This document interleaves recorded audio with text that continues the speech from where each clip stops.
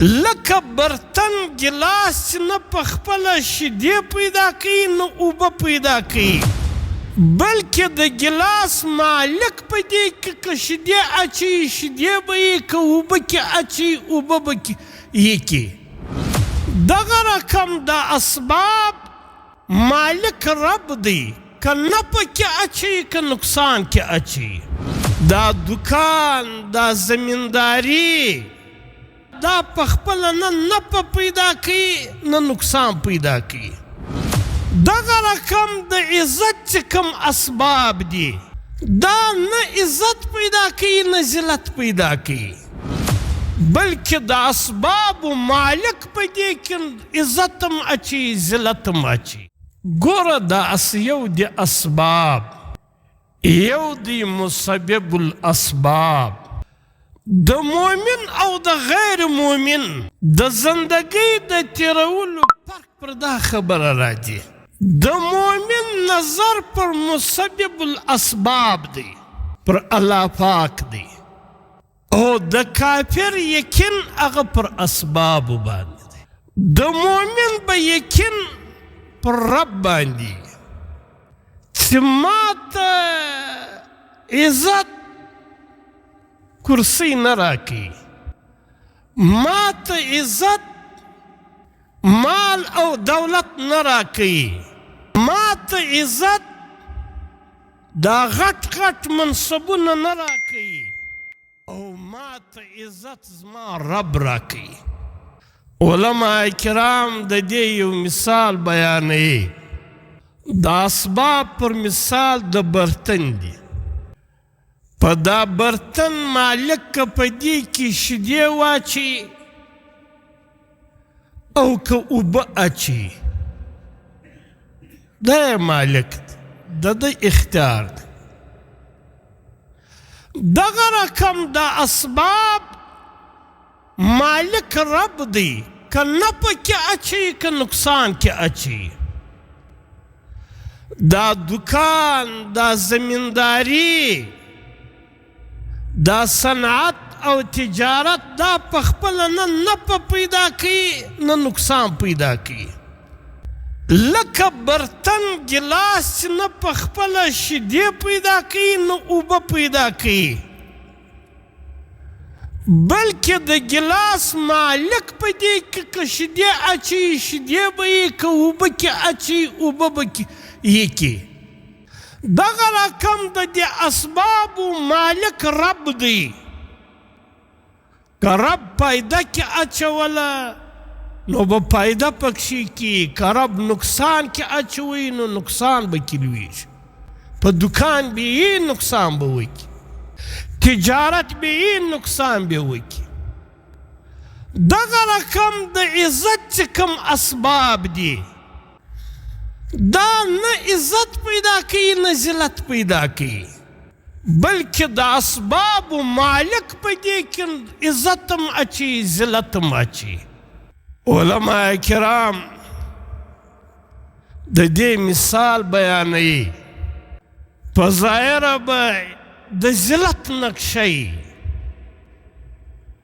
لیکن الله پاک به د دې ذلت په نقشه کې عزت پیدا کی.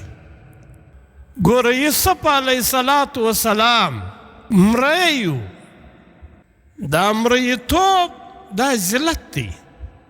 په جیل کې و، د جیل زندگی دا د ناکامۍ زندگی ده، لیکن الله پاک دا د ذلت په نقشه کې، دا د ناکامۍ په نقشه کې د مصر بادشاه وګرځوي. قارون ډېر مال او دولت درلود، د خزانو په چابۍ باندې بېهوشان بار ول. په ظاهره خو د کامیابۍ نقشه ده، د عزت نقشه ده په ظاهره، لیکن دغه د کامیابی په نقشه کې الله پاک دی ناکامه کوي. دا د عزت په نقشه کې الله پاک دی ذلیله کوي. الله پاک په قرآن کریم کې فرمایي فخسفنا به وبداره ارض، الله پاک دی او د مال او دولت دا په مځکه دننه کړل.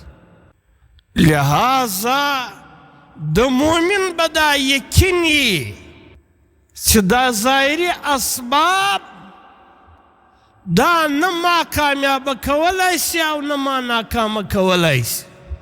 ظاهري اسباب دا نه ماته عزت را کولی شي نه ماته ذلت را کولی شي، بلکې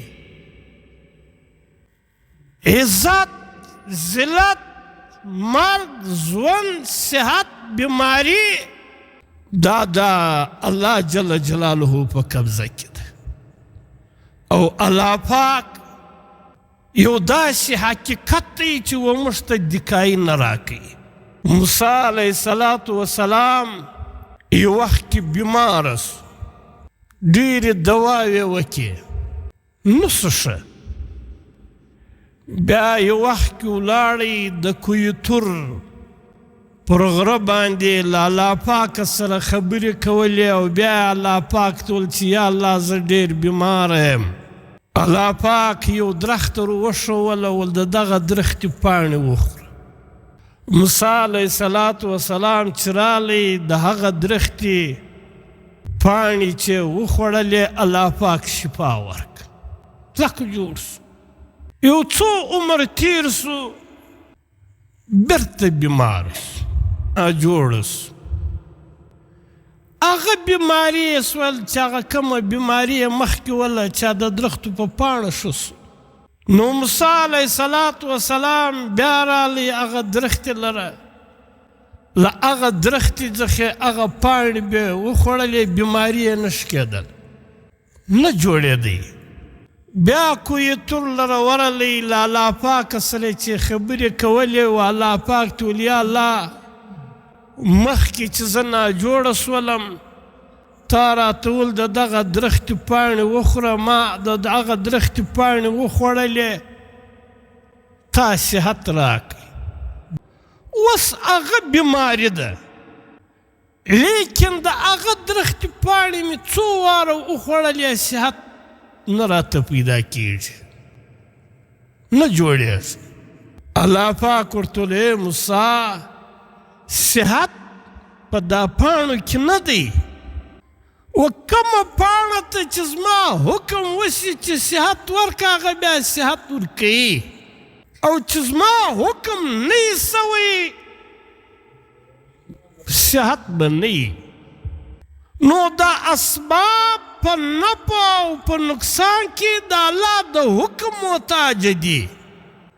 که د الله حکم د نفع ورته و نو دا دکان و موږ ته نفع راکولی شي، تجارت و موږ ته نفع راکولی شي، زراعت او صنعت و موږ ته نفع راکولی شي. او چې د الله حکم د نفع نه وي د نقصان یې، بیا به له دغه دکان په ظاهره بې نقشه د رزق، لیکن هغه به د ناکامۍ ذریعه او سبب وګرځېږي. الله پاک په دې آیات کې ډېره باریکه خبره کوي چې تاسو ته چې په ظاهره کوم شیان په نظر درځي دا حقیقت نه دی، او چې کوم حقیقت دی هغه ته په نظر نه ښکاره کېږي.